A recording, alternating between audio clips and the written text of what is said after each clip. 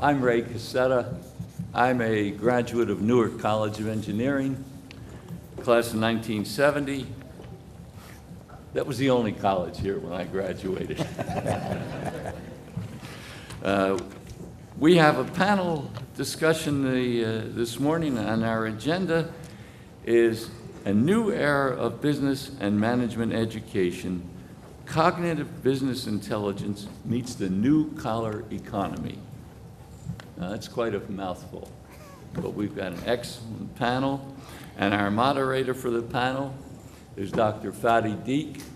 He's the Senior Executive Vice President and Provost here at NJIT. With that, Dr. Deek.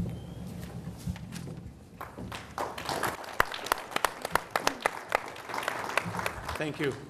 Ray Cassetta has been a great friend of the university since he enrolled. You can count the years.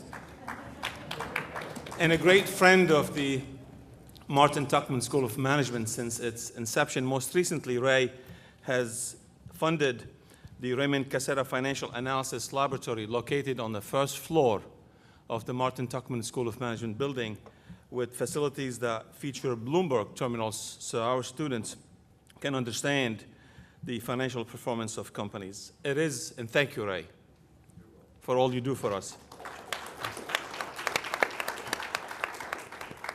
It is now my pleasure to present and moderate the panel discussion, and I am thrilled by the expanding relationship between IBM and NJIT. We understand that college is no longer the end of formal education, but the start of lifelong learning. Training for the new-collar jobs can be thought of as just-in-time rather than just one time for entry-level positions in the technology economy. It is also common for college graduates to seek additional training, both basic and advanced, with the goal of either securing new employment opportunities or becoming more secure in jobs they already have. As business changes, so must business education. In the past, corporate engagement in education was restricted to being passive consumers of talent. Increasingly, though, companies are catalysts for developing a skilled workforce through cross-sector collaborations. In doing so, they prompt us, universities, to align curricula with actual industry needs, increase the employability of our students, and strengthen their own businesses, the corporations. To entice more companies to integrate student success into their strategies, it is important to understand the trends that are driving them toward engaging education in such new ways and leverage these new resources to improve educational outcomes. The good news is that IBM, a preeminent and innovative company, is at the forefront of this movement. This distinguished panel of business, education, and student leaders comes together to emphasize the role of business in business education. I have the privilege to introduce them to you today. Please note that a link to a complete biographical sketches on each of the panels is included in your packets. I will now sit down and introduce the panelists. Dr. Bloom, President of New Jersey Institute of Technology. Dr. Bloom started his career in industry, working as an economist, and subsequently became an educator and administrator for the New York City Public Schools. Prior to coming to New Jersey, he worked as a research director and instructor at Teachers College, Columbia University. From 1983 through 1990, Dr. Bloom served as Assistant Commissioner in the New Jersey Department of Education for the Division of General Academic Education. Since joining NJIT in 1990, Dr. Bloom has served the university in many capacities, including Vice President for Academic and Student Services and founding Dean of the Albert Doman Honors College. Thank you for being here. Thank you. Mr. Gary Schneider, Vice President of Global Technical Sales at IBM. Mr. Schneider is responsible for the client technical leader architect community who are assigned to IBM's top clientele, Global Tech Line, the Global Industry Solution Centers, and overall technical leadership and skills development for the global markets technical sales community. Prior to this role, Mr. Schneider was CTO and Vice President of Technical Leadership. He also co-founded a technology company in 1999. focused on retail point-of-sale advertising. Thank you for being here. Ms. Misha Riveros, principal at Torres & Wendell. Ms. Riveros is a multilingual executive with a strong, distinguished record of guiding slow or no-growth companies to achieve dramatically improved results. Her record includes success in aligning global organizations, developing innovative marketplace approaches, brand strategies, and coaching talent across diversified industries. She was named one of the top most influential women in Mexico by Expansion magazine. Ms. Rivera serves on the Tuchman School of Management Advisory Board. Thank you for being here. Ms. Dikasi Zala, third-year international business student at the Martin Tuchman School of Management. Ms. Zala, a native of Burkina Faso, is heavily involved in several organizations on campus, including as a member of the Dean's Student Leadership Council and the Special Events Coordinator for the NJIT Business Club. Ms. Zala has the honor of being an Avanade Scholar, a scholarship awarded to women studying STEM. She is one of 30 Avanade Scholars worldwide. Thank you for being here. Mr. Jerry Passion, Global General Manager at Open Lab Juniper Networks. Mr. Passion founded and oversees Juniper's Open Lab, which serves as a global resource to spark and enable the development of new networking solutions with an emphasis on network programmability and automation. Prior to Juniper, he held marketing and technical sales support management positions at Lucent Technologies and AT&T. He currently sits on the advisory board for the Yingwu College of Computing at NJIT. Please join me in welcoming the distinguished members of our panel.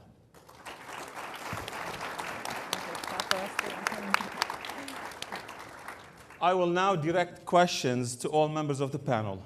Each will be answered in about 2 to 3 minutes, possibly 4. In some cases, I may ask for a follow-up from a specific panelist. Starting with Mr. Schneider. Okay. For the sake of those who are unable to join us for the keynote talk, would you please summarize what you mean by cognitive business intelligence meets new-collar economy? Okay, sure. So I'm an engineer, so that's a big mouthful, so I'm going to break it down into pieces, right? So let's start with business intelligence, and that really is about presenting information, so doing the analytics, doing the statistics, but presenting it in a way that business can consume it, business users can consume it. So it's visualization, it's being able to extrapolate that information to make decisions. You think about cognitive then, it's about learning systems, so it's not a once and done model. You build these models, and then as you apply new data, the system gets smarter over time. And then new-collar jobs, really think of new-collar jobs as somewhere between a trade job and a professional job, where you are really about the practical application of technology to drive a transformation. So learning systems, being able to present information, complex information in simple ways for business users to consume, and done by people who have a practical application of technology to change business. Very good.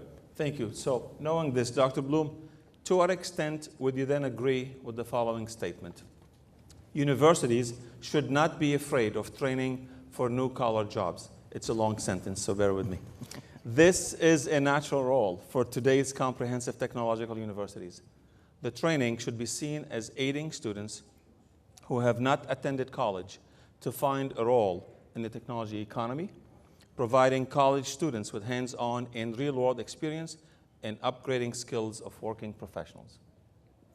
It is a long sentence. So first of all, being here at a university, and a technical university, we know, and as some of you are probably familiar with something called a doubling knowledge curve.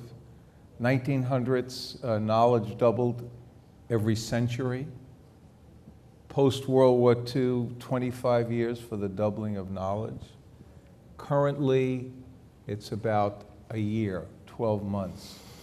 There's a prediction once the build-out of the Internet of Everything, along with the AI that Dr. McQueenie was speaking about, it'll be 12 hours. So how is a university or a K-18 system supposed to manage that to fully educate the workforce? For us to do that well, one of the things we do here is we actually start with people as young as the 4th grade. So they're here in pre-college programs. I mentioned this briefly. It's our responsibility, regardless of what credential they're going to get upon graduation from high school, and I'll mention it again, CTE, career technical education, has to be brought into every high school across this nation. It's done very well in many, many countries around the world. We're not quite there yet. So the idea that this new collar, as you just said, whether it's from trade to the professional, has access to the kind of analytics and the tools that we're talking about in IBM University is critical. The last point is one that we seem to make here all the time. Today, every year, we need 1.3 million new STEM and STEM-related workers. Every year, new. We as a nation are producing about 600,000, about 200,000 engineers in that count. So we know this is the kind of curriculum, this is the kind of partnership we look forward to bringing K-12 into this that will prepare the workforce of the future. Very adaptable, very flexible, being able to deal with this knowledge explosion and applying it through the skills that are being taught in this kind of a curriculum. Very good. Thank you, President Bloom. So on the other side of the spectrum, from the student's viewpoint, Ms. Zala, should then new-collar training be integrated into an undergraduate university degree?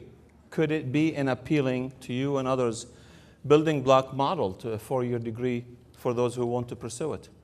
I definitely think new collar training should be integrated in undergraduate studies because those are the skills in demand right now in the workforce, and it's better preparing us. So the earlier we start, the better. Instead of waiting after we graduate to learn that in our potential employments and all that, it's better we start here. We have more time to understand and perfect those skills. So I definitely think it could also be appealing. For me, as an example, if I see that NJIT is providing me with skills that I'm gonna have to learn, I'm gonna need to be successful, why wouldn't I come here? So I think it's definitely appealing to students, and it's necessary to start undergrad instead of waiting and starting it later on. Thank you very much. Mr. Riveros, on the subject of skills, what are your expectations for the general education of new talents? To what extent do skills in communication, critical thinking, analytical reasoning remain necessary for the success in a new-collar economy? I think there's been a lot of talk today about how quickly data is proliferating. And I think there's a saying out there that says technology grows exponentially, and our trajectory so far is that industry is adapting to it probably more logarithmically. I'm an engineer too, sorry, so. Faced with that, and faced with this looming horizon of data duplicating itself every 12 hours, or technology, the reality is that that gap is going to grow larger and larger. And so at the end of the day, it becomes important not just to fundamentally have the traditional educational paths, but also to establish very early on with our students the ability to learn very quickly, because we're going to have to. I'm not sure that we're ever going to close that gap, but I think that the future, and frankly the present, is all about the ability for somebody to very quickly understand that they need to acquire a new skill and very quickly be able to conquer that skill. So in terms of what I look for in new talent as I run businesses, I very much look for people that have that ability to very quickly understand a gap that they have, fill that gap, and then productively contribute to the vision and the objectives of the company. Thank you. The ability to learn quickly. So with knowledge cycle being about a year, Dr. Bloom, would you like to follow up? Quicker than that? No, hopefully not, but in listening to the comments just now, so just about every academic department in the colleges here has an advisory board. And we've all participated in those advisory boards. But again, the connection has to be built much more closely with business industry than just advisory boards. If you travel, as I get an opportunity, the provost and I were visiting some science and technology universities in Germany. There, the businesses are on the campus. The industry is part of the campus. And that's where many more of our American universities have to go. We can't wait for the monthly or the biannual meeting of the advisory board to make sure we're in tune with the kind of growth and acceleration of knowledge and skills and the demands for business industry. So the marriage between the academy and business industry just has to be collapsed. I think we're doing some of it here at NJIT, but we still have a long way to go. Thank you. I'm not leaving. I was just told that I cannot be seen from all angles of the room. So I'll stand up. Mr. Passion, to you in the high-tech sector, what do you see as the changing demands and expectations for new talents in your sector of the technology? Okay. Juniper recently commissioned a survey on SDN, software-defined networks, and network functions virtualization. And the study basically revealed some very interesting things about the IT workforce. One, the IT workforce lacks the necessary training to stay knowledgeable in the area of networking technology itself. Half of the respondents believe that their teams, their organizations, will not be able to perform their IT functions by the year 2020. Again, technology moving so fast. So there's a disconnect here between the IT organization and what the C-level or the C-suite of executives view as important priorities for the organization in terms of investments. So essentially, it also revealed that that gap that exists between IT and the C-level could essentially be bridged by network automation technology and taking advantage of automation to basically automate workflows within the operations environment. So this is, basically forcing IT organizations and or at least the organizations, the C-level, to really reconsider what they're doing going forward. The opportunity for the management school here is to look more closely at automation, network automation, as a viable vehicle to perform the necessary IT functions going forward. A different sort of approach is needed. So there's an opportunity to embed automation into a business case and evaluate that a little bit more clearly as part of the studies. But then there's also the technical component of preparing organizations to be able to take both programming and networking skills and basically couple them together. Thank you very much. So academic programs, Reggie, need to continue to fill the skills and knowledge, the technical skills and knowledge gap.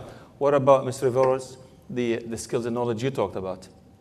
Well, from my perspective, I'd first like to sort of put out a few kind of nuggets or thoughts, including some of what I heard this morning, Dr. Atia, Dr. McQueenie. In answering your question, next generation of thinkers. The fact that data is measured now in hours and days, Dr. McQueenie. The fact that we're talking about new-collar workers and the emphasis on the fact that there's an increased demand for very specific, very focused technical skills. If we frame all of that together and then we say that there's a statistic from the Bureau of Labor Statistics that said that as of the midpoint of this year, there were, in the United States, 2.6 million job openings. And a large percentage of those could not be filled because the necessary skills did not exist. As a person who runs a business, I think that the most critical thing for individuals is the ability to learn how to very quickly make a decision based on analysis, but learn by doing, which I think is all about this micro-credentialing, and I think you're going to get to that at some point, Dr. Feek, but I believe that the ability nowadays for talent is to complement what is the necessary basic development of a university degree with the ability to literally be able to very quickly identify a need to acquire a skill and very quickly put it into practice. And if at the universities we can start teaching people how to do that very early on, it's like a muscle in your brain. If you very quickly learn that you've got a gap, you've got to fill the gap, you've got to learn, and you put it into practice.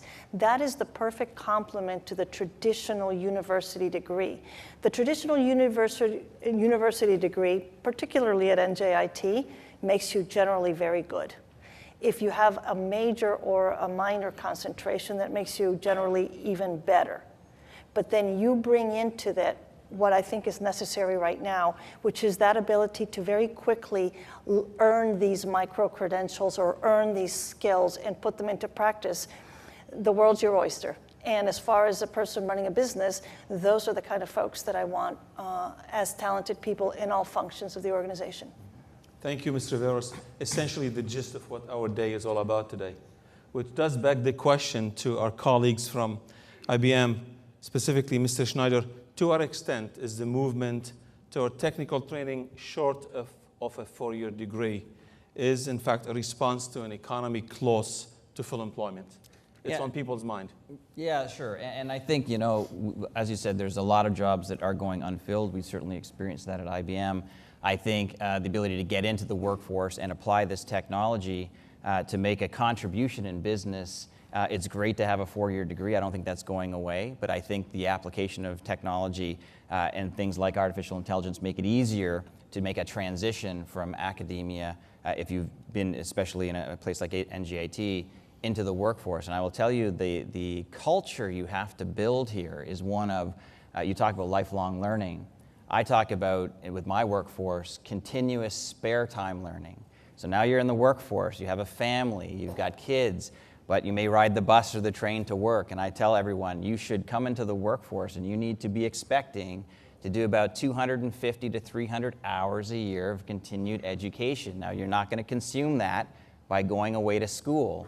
You're going to do it 20 minutes at a time, 1 hour at a time on your lunch hours. So institutions like IBM, companies like IBM, we have transformed our curriculums for internal training to be bite-sized consumable pieces like that, complemented by hands-on, on-the-job training.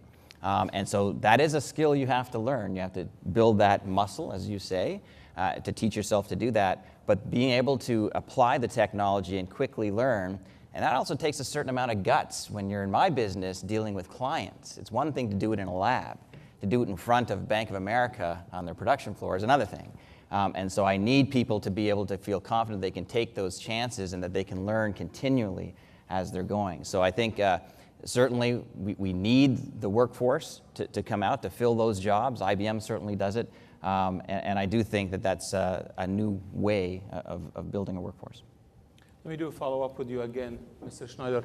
There are students in the audience who are just starting their undergraduate careers and listening to us and possibly wondering, when unemployment rises again, would they, without a four-year degree, be left on the outside looking in more competitive positions? Well, look, like I said, I think that if you think about new-collar jobs versus like data science, which is a huge field, right? And I think that there's going to be a need for true data scientists, four-year degrees, PhDs. You know, I'm an engineer. I've got an MBA.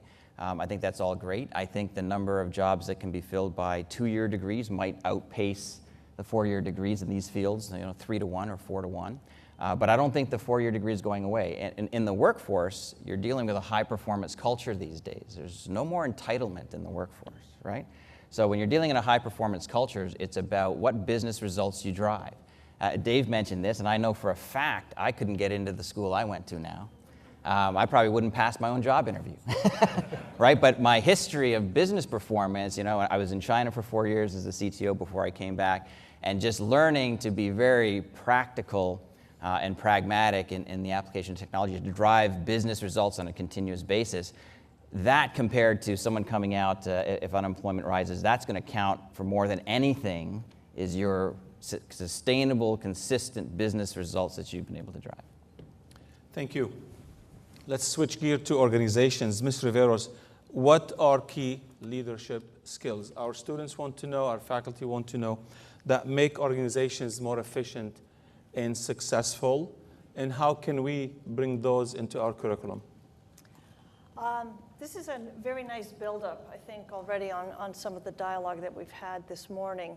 I think one that remains a classic, an oldie but a goodie, are change management skills. Change management has always been one of those skills, certainly traditionally, that certain people in an organization would have, and they would be selected to drive certain changes within an organization.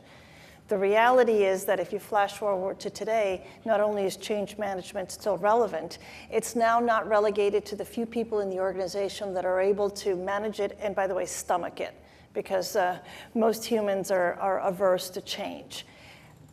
The pace of change nowadays is so staggeringly quick that change management is no longer that anymore. It now needs to be a skill that everybody has. So to the extent that in college curricula we can continue to emphasize the flexibility in students to be able to manage change. What does it mean to be able to manage change? It means to be able to have the leadership skills and the courage to drive change when, culturally speaking, regardless of how fast technology is progressing, people still, what was the comment today? Give the Heisman a little bit to change. So I think that's definitely an oldie goodie and a classic that needs to continue to permeate college curriculums. The second thing that I think is very, very important, much more so than it ever has been, and it's certainly much more so than when I went to school quite a while ago, is the ability to interpret results quickly.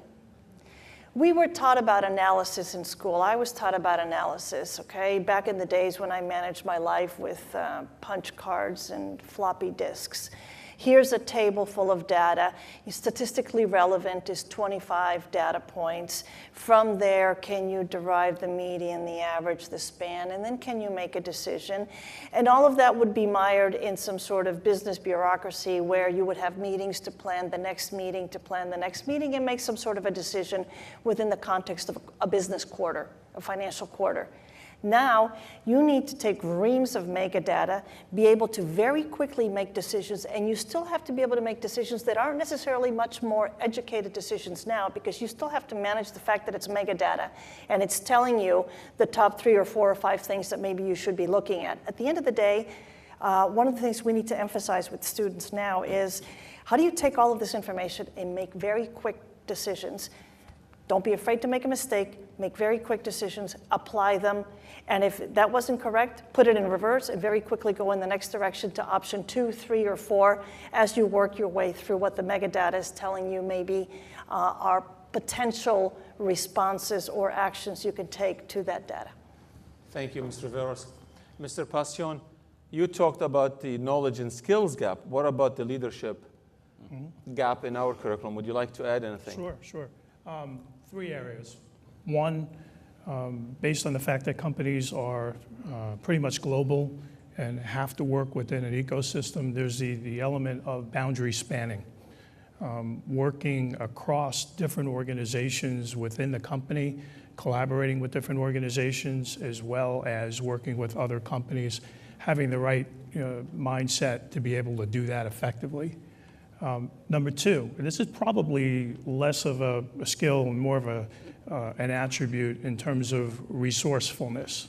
To be a leader, you have to understand all of the different assets, tools and capabilities, people at your disposal. You need to know how to engage with those folks and bring them in. It's very unlikely that you're going to have the ability to tackle all of the different challenges that you face on your own shoulders.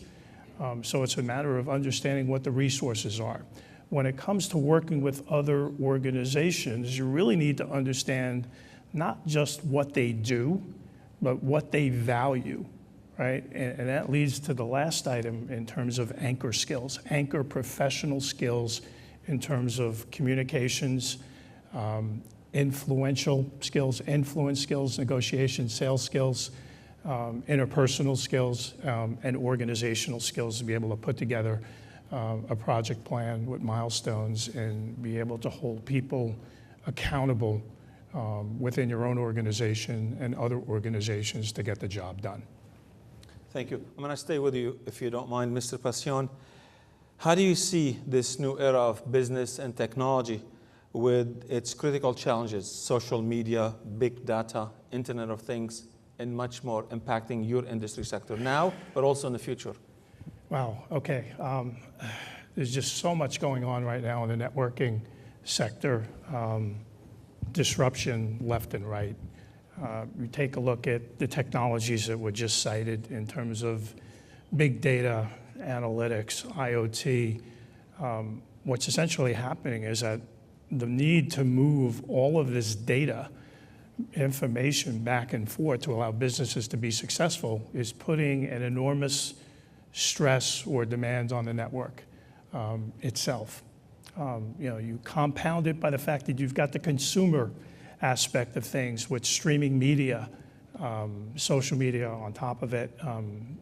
It's just forcing the network to tackle a whole set of additional capabilities. So it's more about than just the capacity. It's about being able to deliver information securely, error-free, and quickly.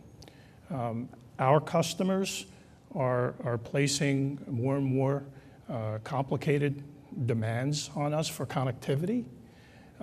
You see a certain amount of megatrends unfolding in the industry overall. The competition, the landscape is changing on the competitive side. Small players, larger players, people playing different roles. New architectures, SDN, taking hold. Business models are changing with software, disaggregation, white box switching.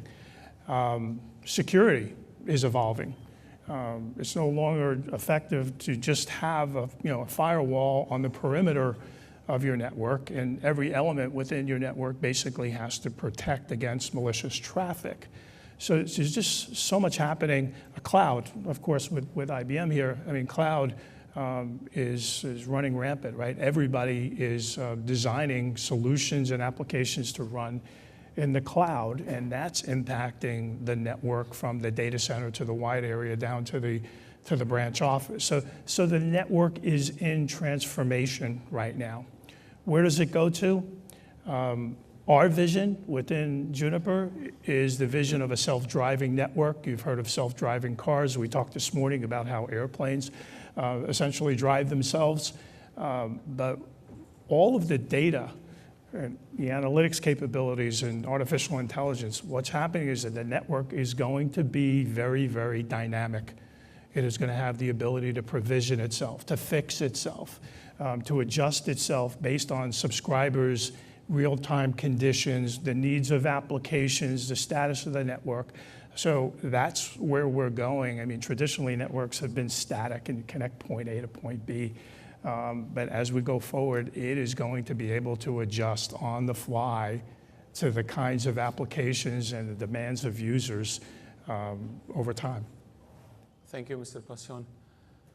Back to acquiring knowledge and skills and demonstrating proficiency. Dr. Bloom, you and others have mentioned micro-credentialing as being important, rapidly being recognized as needed by young professionals and also graduates. What are your thoughts on what we heard about earlier, such as digital badges and certifications, and do they validate professional skills?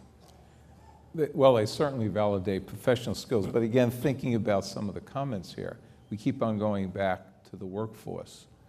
And at this point in time, certainly in our country, there is a crisis about the workforce. When we go in to recruit students, undergraduates, we're talking to a very small group of high school graduates. Less than 10% of the young men and women graduating from high schools are really interested in STEM and STEM-related fields. Less than 10%. Now, if you want to talk about it on the global competitive, it's about 30% for those almost 3 billion people who live on the other side of the world. And we're only 300 million people here in this country. And we're still focusing on less than 10%. So one of the charges to every one of us in this room, and I enjoyed the comment about the English major who could outcode the computer. But again, we know that's a rarity. It is a bit of a rarity. And we look forward to that, of course, because we know about the social sciences, humanities. I also want to return to Dr. McQueenie's comment about all of this data, but what are the precept knowledges and skills you need to understand and to use all of that data? So we've got a lot of work to do in one, getting more and more students coming out of high schools, but well before then, of course, interested in this science and technology economy, the science and technology society we have. And then we've got to make sure, whether it's at the, I would take micro-credentials. Today you talk to middle school students and what they're able to do based on where they started with technology as compared to where we all started, or certainly high school students, the ones we get to engage with here as they enter this university. We need to think more broadly about the workforce, and we need to think more broadly how we're educating them and how we are credentialing them. And again, I think this is an exemplar of what can be done at one level with some very smart students interested in science and technology. We've got many, many out there who aren't even getting close to it yet. Thank you. Ms. Riveros, from your own viewpoint. I guess I just jotted something down, came to mind when Dr. Bloom was talking. You know, as we've all grown up, I think one thing that we always heard our parents tell us, and anybody else who was in a position to encourage us, is you can do anything that you put your mind to. And I think that that's quite well connected to this whole discussion around micro-credentials. Because I think nowadays, the most successful individual is the individual that carries a macro-credential. As we said before, I don't think that the 4-year degree and that type of established discipline, thinking, and accomplishment is going to go anywhere else but upward. But the future really belongs to the combination of getting that macro-credential and supplementing it with micro-credentials. At the speed that we're moving now, you know, this whole famous sacrosanct A, B, C, D, F grade system is suddenly getting turned on its ear when somebody starts talking about, you know, micro-credentials. Is that anything like, you know, just getting a badge? Or does it really have significant meaning? And it really has significant meaning.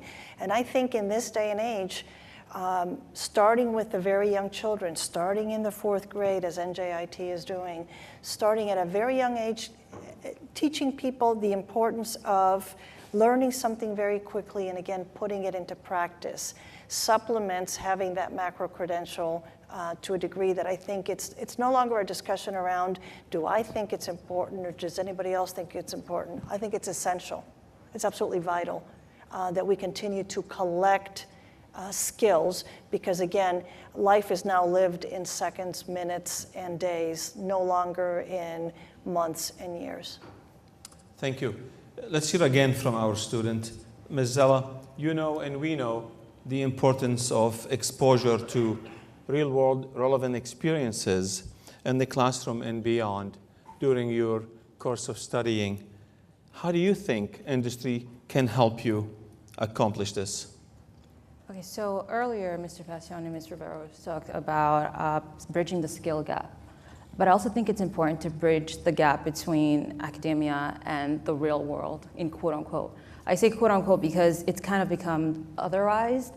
It's like this mystical land, like after you graduate, we don't know what to expect. And I think if we start early on by having, obviously internship is the obvious answer here, but mentorship, tools and trainings like this IBM partnership could better prepare us to foresee what's going to happen in the future so that the transition can be a lot smoother. I know NJIT and also School of Management is also doing a great job with this. We have EDC, we have the Ray Casetta Financial Analysis Lab that's equipped with Bloomberg terminals. We have the BAL that has SCS, SPSS, and is going to have the IBM Skills Academy training. And all these tools and training is not only providing us with the in-demand skills right now, but also we're getting hands-on experience, real-time data that we're analyzing and working with to, so that better helps us get the experience, the real-world experience. Thank you. Mr. Passion, what do you think from your industry sector viewpoint? Doable? Fully see the value of collaboration between academia and industry. At Open Lab, we run these automation throwdowns with our customers and with universities, and we've run 9 of these over the last several years. The basic goal there is to train students for a couple of days, but give them a hands-on, real networking assignment to build. The assignment actually comes from our customers. So the students are given 5 days to actually build something, and then they come back on the final day of the week-long program to present their solutions, the technical solutions, and as well as presentations to a panel of judges. The students themselves have embraced this. We've done this with now the total of the 9 events, 28 universities and close to 200 students. But for the students, it's a real-world exercise because it takes what they may have learned in class about SDN and new network architectures and applies it against a real problem statement from our customer. We have looked at this as an opportunity to assess and recruit new talent. We need automation talent, we need programming talent around the network. Our customers need it, which is why they're working with us.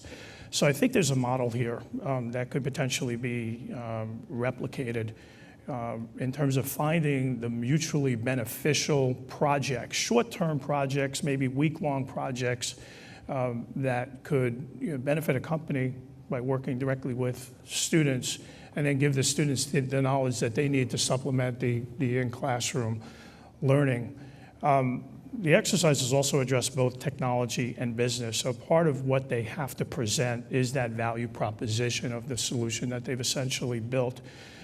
We do it as a competition because it makes it fun, right? And people want to participate. There are prizes and so forth. We have HR there, and they actually wind up talking to the students. So I think there's a model there in terms of finding that sweet spot and things that work for both industry and for academia. Thank you, Mr. Passion. Back to you, Mr. Riveros. Do you agree that unless an enterprise has a digital strategy, meaning the application of new technologies to achieving business goals, they will not survive in the next 10 years? I believe that to be a fact. I don't think that's really very much open to opinion. I entered the workforce in 1990. Don't do the math, please. And in 1990, industry started talking in those times about digitization. And so when I started working at General Electric, digitization was all about reducing paper. It was taking data that was in paper and putting it in an electronic file. And I used to walk around with floppy diskettes that had 80 kilobytes in them. You flash forward to today, and industry's talking very differently, and a student entering the workforce nowadays is faced with metadata and is faced with, I had to look it up just to make sure, even though I'm an engineer, because I never worked in these types of numbers. We're now talking about not 80 kilobytes, but 180 trillion gigabytes. And so that's basically 2.25 times 10 to the 18th. That's a lot of bytes. Floppy diskettes, by the way. Okay, you stack those up.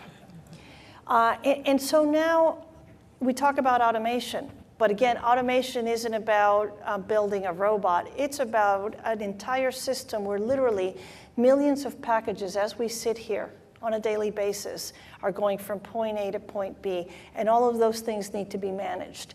Companies are talking about geographic expansion. And it's still all about the human and finding the talent that has the cultural ability to take you to that new part of the world that you want to go to. But it's not just about that anymore. It's also about having a discussion around blockchains. Because if you really want to do business in Africa, Africa is not at the level of sophistication in terms of infrastructure that we are. So if you really want to do business there, it's not just about figuring out what shipper you're going to find and figuring out whether or not you can find somebody that speaks the local language. It's about blockchains. Do we understand blockchains? It's about dealing with that type of data. It's all about the fact that data is changing so much that, throwing out another fact, in the last 2 years, we've created 90% of the data that exists. And so if you're not ready to get pulled along, you will not survive. Right now, I'm working in a very interesting business. We are in tertiary packaging. It's basically in-the-box packaging, okay? So anything that gets shipped around the world hopefully has our product in it, or we'd like it to have our product in it. I'm at that point in the value chain, or if you will, in the food chain. I'm not working on putting the next man on Mars. I'm working at this level in terms of the supply chain. And what my customers are telling me is, if I am not part of the solution, and their vision is to reach lights out, so it's the management of data that gets you to an operation that could be that sophisticated, I don't get to play with them. So I think your question, basically, my answer again is, it's not even a question, it's a fact. We will not survive. My company will not survive unless we're able to rise to the metadata challenge. Thank you. So, Mr. Schneider, clearly IBM has had and does have a digital strategy. We know this. Would you like to add anything to those companies who are thinking about it, to our students who will be the agents of digital strategies in the future? Yeah, sure. I mean, we are obviously in a digital era, and I always say cognitive business is where digital business meets digital intelligence, right? But you need to think about the entire interaction with the client. It's not about going out, having dinner with the client, presenting them paperwork. Your entire journey from self-discovery, which 57% of the sales cycle today, especially in web services and cloud-based businesses, is done on their own, clients on their own over the web, just like you research a car or a house before you go and look at it. So you have to have a strategy that includes how a potential client you prospect, how they do their own research, at what point are you, building trust and credibility, building advocacy, allowing them to purchase, then ultimately support, things like chatbots. So it's not just about a web page or using the data. It's also your entire business process sales cycle. And we are in a consumption-oriented era. And as Dave mentioned, when we do go out and see a client these days face-to-face, and we still do that in IBM, I always have this phrase for my team: you've got to be able to demonstrate quantifiable, compelling business value. So we go back to the practical application of data and technology to their business problem. But it's about prototype, not PowerPoint. I tell my team, if you're going out using PowerPoint, you have no power and you have no point. Right? So it's everybody must learn how to code. And our chairman put us all through this. Dave knows this, for a whole day earlier in the year, from our CFO to HR to everyone. We had a whole day of coding so that we knew what we were asking our teams to do. So that digital strategy has got to permeate everything you do, from end-to-end sales cycle and support. Very good, thank you. I had been scanning the audience looking for our CIO, and I just finally saw him. And he heard it all. So we've been good. We lived within our timeline, which gives us the opportunity to take some questions from the floor. Joe Banshi and the walking mic. Right here. Very good. Raise your hand, please, and tell us who you are directing your question to.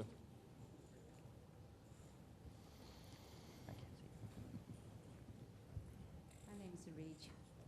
It's not on, I think. My name is Rachel Liu. I'm a professor, a civil engineer. Rachel, 1 second, please. Thank you.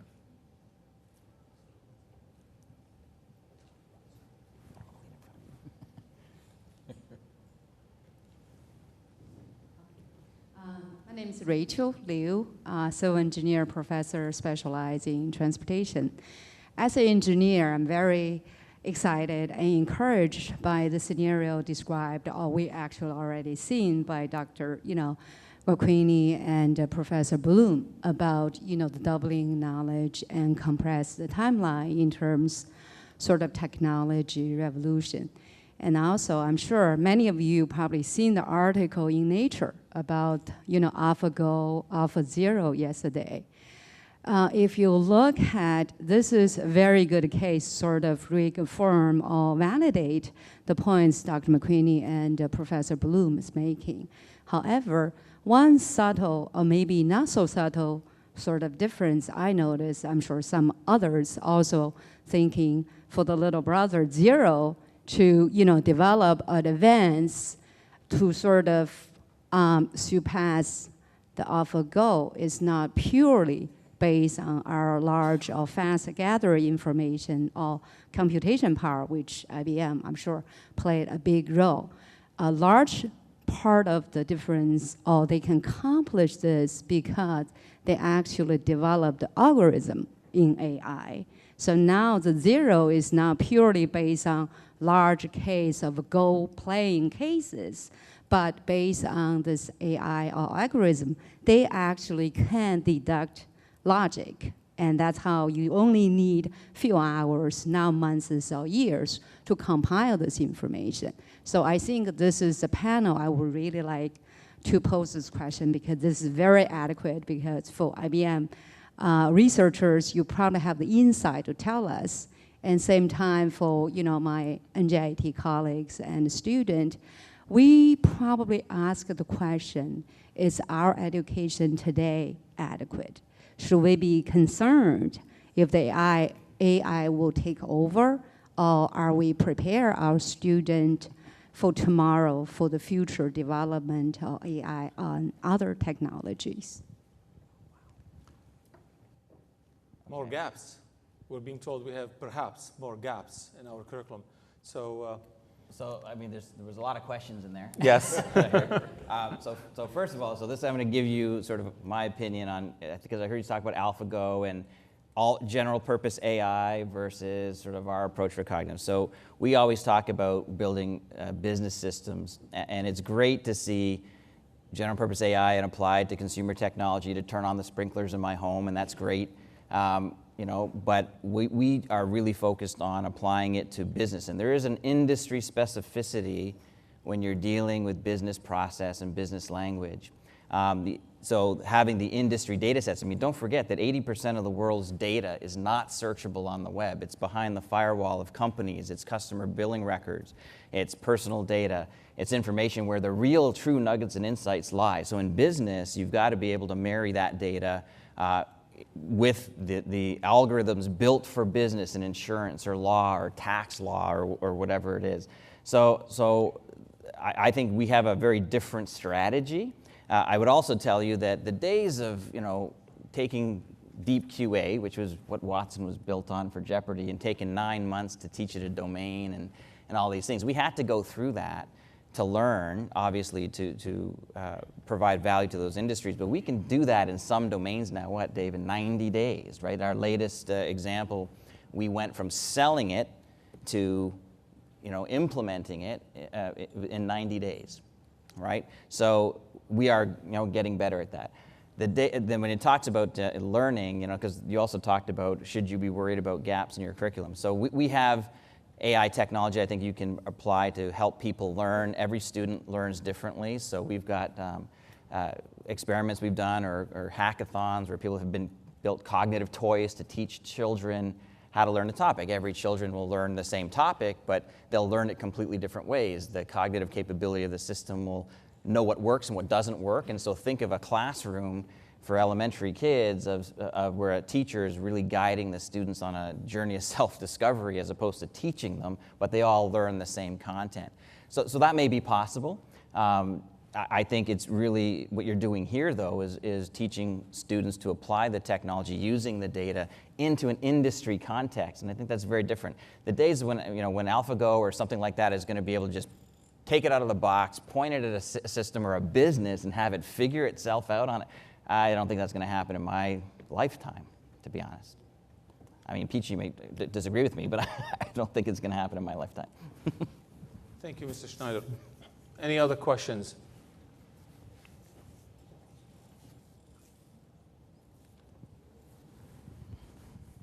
Hello, I'm Gail Tennant-Spock. I am at NJIT, and I am the Associate Vice President for Continuing and Distance Education. My question is to the three members of the panel who represent companies. We heard a lot this morning about, and we will hear later, about micro-credentials. I'd like to hear your view on how you are determining the value, the ROI to your company of all the many micro-credentials out there. You know the value when you get a student or a new employee from NJIT or MIT. But if it isn't the IBM credential, and there are many others, how are you valuing it? How are you looking at it? And how is it different than when you see a graduate from an NJIT, for example? Okay. You guys want to go first? Yeah, I'll take the first stab at it. When I graduated from college with my engineering degree, I went to work for a small little company named General Electric. And back then, they had the concept of micro-credentials, just like IBM did, just like DuPont did. It just wasn't called micro-credentials. So these large companies all understood the value of creating a baseline across your business so that you create the right balance between having a uniform culture, but not doing it to the extent that you're stifling the creativity that comes from having individuals in your company. So technically, I went through in the first 6 months, actually 12 months of my job at GE, through training, very specific training that was important to GE for me to have in order to be a functioning member of the overall corporation. What we're talking about now is not a lot different in terms of concepts. What made it successful at IBM, at GE, at DuPont, and name other large companies was that they had a set of standards and guidelines for what accomplishing or finishing those training modules meant. And I think that applies to micro-credentials as well. I think there's a credibility that can be associated and should be associated with them that drives that credibility, that drives that, that value of the micro-credentials. As somebody who runs a business, I am very interested. It all ties together. And again, it ties together to what's already been the fabric of industry for a long time. So you have performance assessments. You have development charters for your business. You have certifications. So if I sit down with one of my employees and we identify that there's a development need or a gap, going after micro-credentials is a very easy way to connect that credential to a specific performance objective. And then it's up to, if we don't take advantage of or have access to something as credible right now as the micro-credential process through IBM, then it's a matter of being able to make sure, and that's incumbent upon us business leaders to be able to validate. But I think there is a clear connection between that, and for me, it's very easy to connect that to business results to people development, because it all is still inside of that same framework. Yeah, I'll tell you from IBM's perspective, we use digital credentials for sort of digitizing our certification process. And there are different kinds of badges. There are Explorer badges, which just means I took a course, that's great. But I really am interested in the practitioner badges and some of the other badges which really say I've applied this. We also have a governance board, and Nagib's very familiar with this, right? And we have a broad governance board at the enterprise level, and we make sure that if you have a badge collection, which provides a great transparency for my career, because I can say if I want to get to these levels, here's the badge collection I must acquire over time. And we have governance to ensure that a badge collection is equal weighting, if you will, across different divisions or professions. So you have to build that governance in. But you have to also just make sure you recognize the difference between I attended a course and took a badge and wrote a test to I have a badge that says I applied it in a real situation. And then I think communication badges or give back badges, mentoring badges are ones I also value, that knows that it's not just about you yourself, but you've been able to give back to the community. That to me forms a portfolio, which is as valuable as a resume, because I can put anything I want on my resume, right? But I have to actually earn these badges. And the gamification of the entire career journey is also incredibly powerful for our employees, because they can look and see, you know, what you've done and what you've done, and maybe these are badges I should acquire. There's a little bit of friendly competition. And at the end of the day, I always say it's about value to the employee, value to your client, and value to the company, almost in that order, right? And so you have to say that if I'm getting badges and publicizing it on social media so the world knows what I've done, and my employer doesn't take care of me, I'm hoping someone else will. Yeah, I've not seen it formally applied within Juniper yet from a micro-credentials point of view. But that's not to say that we wouldn't look for those skill sets, right, that those credentials and those labels and badges represent, right? We're big on going deep in certain areas around network technology. We're big on demonstrated skill sets, hands-on. You know, what have you done in this area in terms of experience and stuff like that. So we look beyond the label, at least at this point. I'm not in the HR team. I don't know what their plans are at this point for embracing that. As from a hiring perspective, I want to make sure that the students, right, basically have a set of skill sets, right, and they can actually prove that during an interview, right, or bring certain references or, you know, credentials to the table. Thank you. We do have time for one last brief question and possibly brief answer. So, right behind you. Yeah. Hi, my name is Rashab Mehta. I am a senior finance and accounting major at the Martin Tuchman School of Management, and I also serve as the school representative on NJIT Student Senate. Being a senior, I'm currently in the job application process. So my question was, you know, I guess mainly directed to the three of you that are in the workforce right now. Say you come across two different applications. One has all these great certifications, skills, leadership positions, organization affiliations, but say the GPA is around 2.9, 3.0 area. You have this other application that, you know, 3.8, 3.9 GPA, basic computer skills, very few leadership roles or things like that. How would you go about picking between the two, and why would you choose that particular one? Yes. Who wants to start? A very good concluding question. You first have to apply for the job and get through the interview. My choice, one. I mean, for me, Is that a short enough answer? I was about to say it doesn't have to be that brief. you know, at the end of the day, I think. To elaborate. I was going to say, at the end of the day, you have to apply for the job, you have to get to the interview, and then, there are interview skills. In IBM these days, for technical jobs, we put people through coding exercises. We are looking for lateral thinking. So in my interviews, I'll ask some questions you would probably find very strange.